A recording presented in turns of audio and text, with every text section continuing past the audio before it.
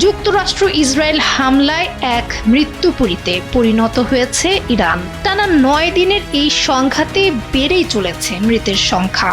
শিশু থেকে বৃদ্ধ সব মিলিয়ে দেশটিতে এখন মৃতের সংখ্যা ১,২৫৫ জন। আহত হয়েছে ১২,০০০ মানুষ। যুক্তরাষ্ট্র ইসরায়েল যৌথ হামলায় ইরানে রেহাই পাচ্ছে না শিশু থেকে বয়স্ক কেউই। ইরানের উপস্বাস্থ্যমন্ত্রী আলী জাফরিয়ান আল জাজিরাকে গত ৯ দিনে নিহত ও আহতের সংখ্যাটি নিশ্চিত করেছেন। তিনি জানান, হামলায় নিহতের মধ্যে রয়েছে ৮ মাসের শিশু থেকে ৮৮ বছরের বয়স্করা।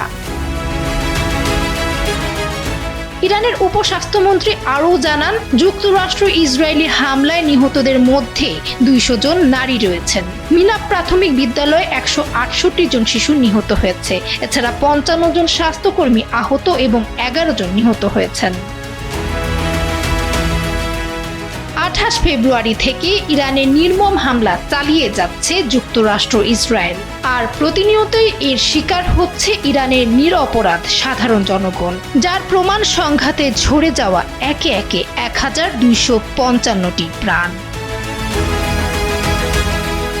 ডেস্ক রিপোর্ট, সময়ের আলো।